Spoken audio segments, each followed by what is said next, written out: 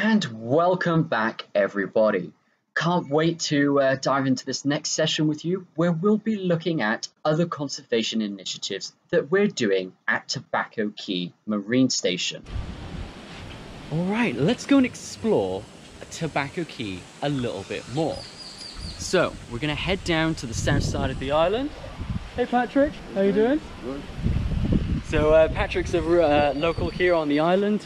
He's been fishing here for many generations. And so as I was saying earlier, Patrick has been living here on Tobacco Caye, and he is very involved in our Lionfish bounty campaign.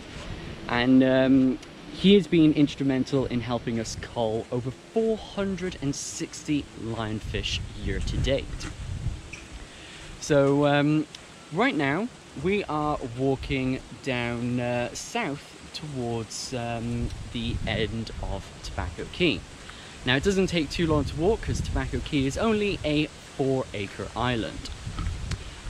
Here on the Belize Barrier Reef, snorkeling off the island, you have a brilliant opportunity to see some of Belize's 500 different species of fish. So, so those birds that you hear, they are the great-tailed grackles.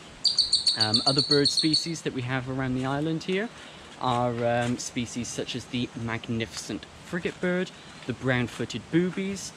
Both the brown-footed boobies and the magnificent frigate bird, they have a klepto-parasitic relationship.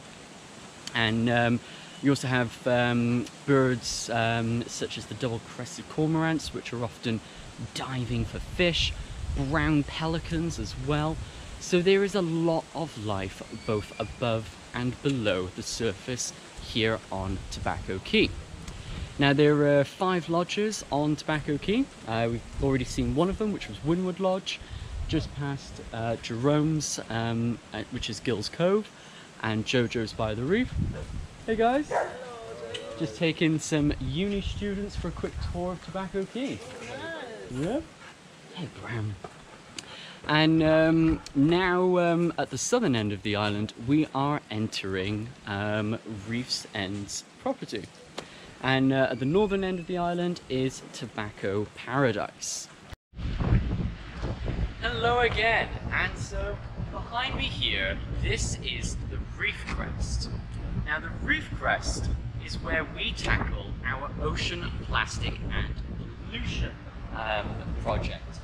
So we often wade out across the lagoon here, and we are looking for trash washing up here on the Reef Crest. Now that area is an area that is heavily protected by the Fisheries Department. So, so we have an agreement with the Fisheries Department that allows us to go out there, collect and monitor trash. We share the collection data on the trash that we are collecting with NOAA and their Marine Debris Tracker, so that we can start understanding worldwide what trash in what quantities and what types is washing up where. Now this area just behind me that we normally collect in is an area about 2.5 acres, and that's not very big to find the volume of trash that we are finding washing up. And we are finding trash washing up from around the world, anywhere from Africa.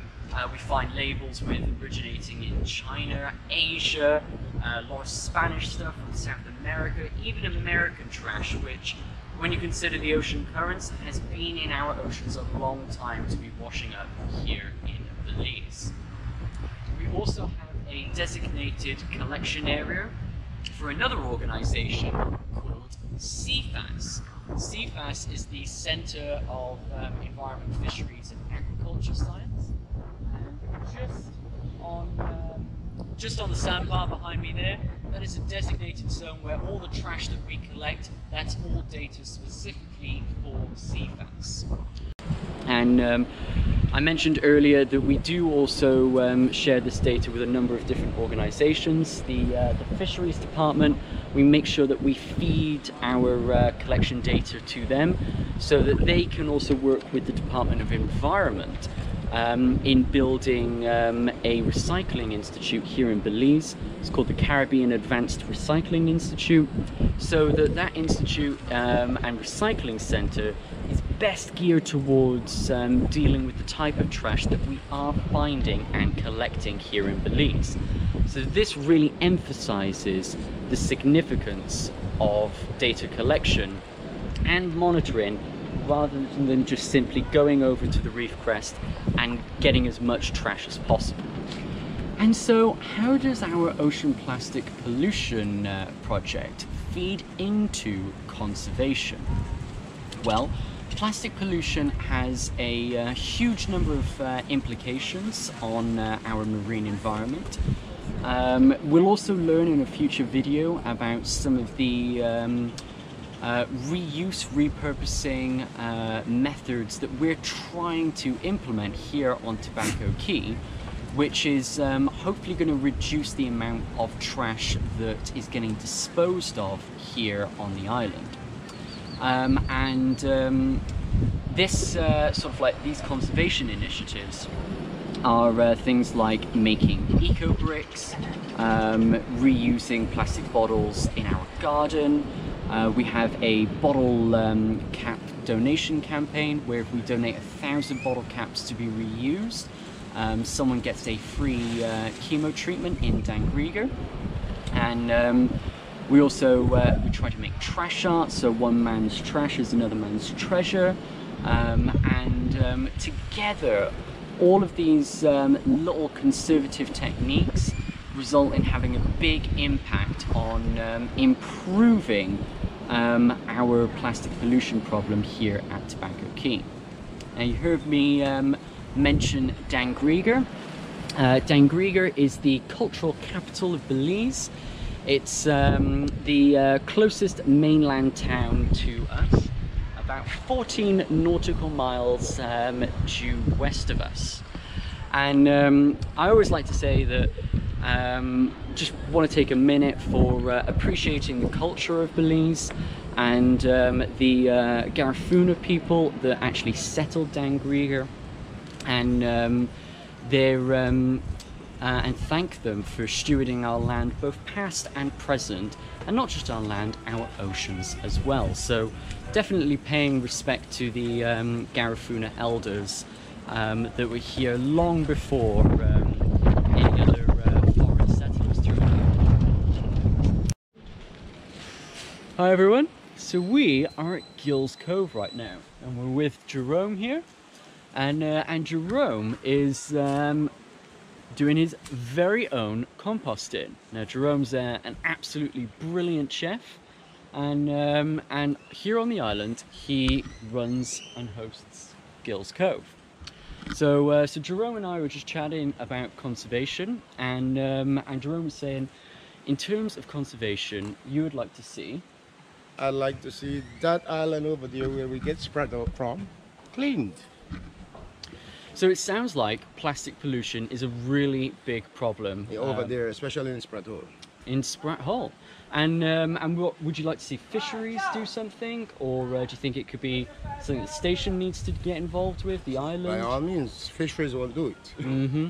So it would be great if the station could organize something to do it. Nice, awesome. So so that's something like with our GoFundMe campaign that you guys can get involved with. Help Jerome, help us, and we'll help conservation. Help conservation, help tobacco range. We can get over there, start doing a mangrove clean at Sprat Hole. Mangrove clean. Mangrove clean at Sprat Hole. And mangroves are a really key ecosystem because they are a juvenile nursery. Yes, and also the sprats live there. The sardines are fishing. There we go. And Jerome, you get lots of sprats and sardines for fishing, and then he goes out on the fore reef, and you give your guests 3 meals a day of seafood, fish, clams, lobster, all seafood, all stuff that Jerome's caught himself. So by having a clean mangrove range, it's helping Jerome and helping the fish and helping the fish. It's that you will eat. It's exactly if all, you come here. All benefit, and we hope to see you here very soon. Yes. Awesome. Thank you very much, Jerome. Hi guys. So we're outside Tobacco Caye Marine Station, So let's head on inside and learn about some of the conservation methods that we're using to reduce our means of disposing plastic and rubbish from our reef cleans. So we're inside Tobacco Caye Marine Station, and this is our classroom slash lab slash kit room. This is where everything goes on. So you heard me mention earlier the ways of reducing the amount of plastic that we're disposing of is by making eco bricks. Well, what's an eco brick? It's simply a plastic bottle stuffed full of lots of soft trash that we find around the island and during our reef cleans. And you eventually end up with a brick like this that you can't compact or anything like that. And this building block can effectively be used to make anything from buildings, seats, tables, chairs, even rafts like this. So eco bricks are a means of helping us to reduce the amount of trash that we're disposing of here on Tobacco Caye. Other means, when we have glass bottles that we can't clean and donate to the market, we actually make glass bottle lanterns out of them, so that one man's trash becomes another person's treasure. Other conservation initiatives that we are promoting here at the station is the use of reef-safe sunscreen. And you heard me mention this when I was talking about my chemical water sampling. We only allow students who study with us here at the station to use chemical-free sunscreen and use more of a mineral-based sunscreen, as that significantly helps the reef from bleaching and from also causing disease. We are also collecting plastic bottles and bottle caps. We collect the plastic bottle caps for a cancer drive that we do in Dangrigor. For every 1,000 good condition bottle caps that we donate, then there is someone in Dangrigor gets a free chemo treatment. And then we're using things like the plastic bottles in order to help protect our plants in our garden. You saw that in a much earlier video, but let's go and take a closer look. So here we are back in our garden, and here with our plastic bottle greenhouse. So it's just simply a bottle with the bottom cut off, and then it slots over like that, and then this just helps to keep our oregano from being burnt in the salt air. It also really loves the climate here, so it loves to grow and spread. So it actually keeps it nice and contained. And we've actually got a new addition to the garden since you last saw it, and that is our new bean plants. So lots going on here in the garden. Let's just go and check on that bell pepper as well. And you can see it's coming along really well. So that's why we really want to promote gardening here on the island as a form of being conservative and just really getting the lodgers on the island and the locals to become self-sufficient. So just a little demo for you if you're thinking of making an eco brick at home to reduce the amount of trash that you're disposing of at home. You simply just take the trash, and all you have to do is just stuff it inside the bottle. I recommend a rod kind of like this, so you can really stuff it in so that it ends up being nice and compacted, because you don't want to be able to compress that bottle. And then we also have one more Tobacco Caye Marine Station resident to introduce you to, and that is Mush. Mush is our chief lionfish tester. So she loves all the scraps from our lionfish campaign, and she can often be found here in the classroom.